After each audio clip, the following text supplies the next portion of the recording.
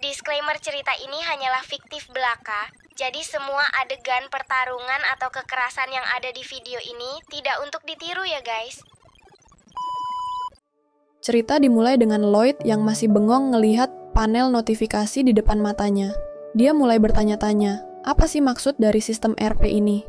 Setelah dibaca-baca, ternyata sistem itu ngasih poin buat Lloyd kalau dia bisa memperbaiki hubungan dengan tokoh-tokoh penting di sekitarnya. Pas dia lagi ngulik-ngulik sistem itu, tiba-tiba muncul notifikasi. Javier, pengawalnya, punya poin kesan baik di angka negatif 30. Lloyd langsung coba-coba memuji Javier biar poinnya naik. Tapi bukannya tambah baik, poin itu malah makin turun. Dengan pasrah, Lloyd akhirnya memutuskan buat berhenti dulu naikin poin Javier. Sampai di kedai minum, Lloyd mulai fokus ke rencana besar berikutnya. Dia ngeluarin dokumen kontrak pembangunan ruangan dengan penghangat lantai, dan ngajak pemilik kedai buat tanda tangan. Tapi apa yang terjadi adalah, pemilik kedai malah curiga habis-habisan sama Lloyd. Meski udah berusaha ngejelasin dengan gaya meyakinkan, Lloyd tetap gagal bikin pemilik kedai percaya. Merasa waktu terbuang percuma, Lloyd akhirnya berubah jadi mode angkuh. Dengan nada memaksa, dia bikin pemilik kedai nggak punya pilihan selain tanda tangan kontrak itu.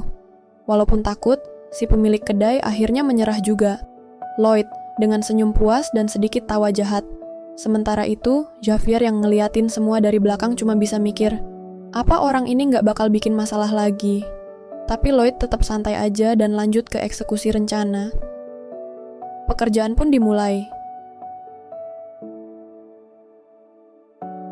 Lloyd yang tubuhnya sekarang lemah banget, jelas kewalahan.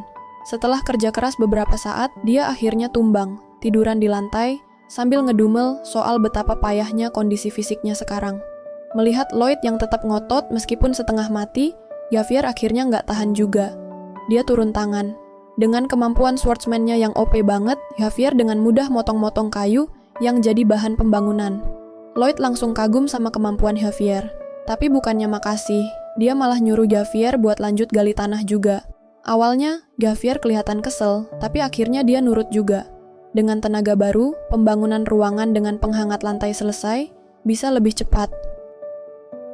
Pas uji coba pertama, hasilnya memukau. Pemilik kedai dan ibunya kelihatan super bahagia. Si pemilik kedai bahkan sampai ngucapin terima kasih ke Lloyd karena bikin ibunya tersenyum. Reaksi itu bikin Javier mulai ragu sama prasangkanya selama ini. Dia ngeliat raut wajah Lloyd, meski sering terkesan nyebelin, ternyata tulus banget.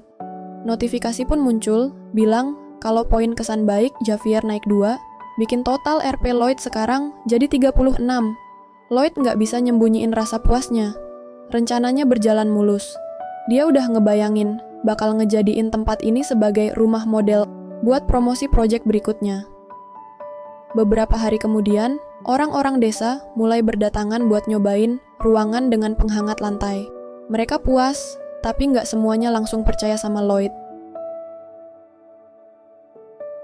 Saat dia lagi sibuk ngeyakinin warga desa buat mesen ruangan serupa, tiba-tiba muncul Across Frontera, ayah Lloyd. Notifikasi langsung nongol, dan poin kesan baik milik Across menunjukkan angka negatif 20.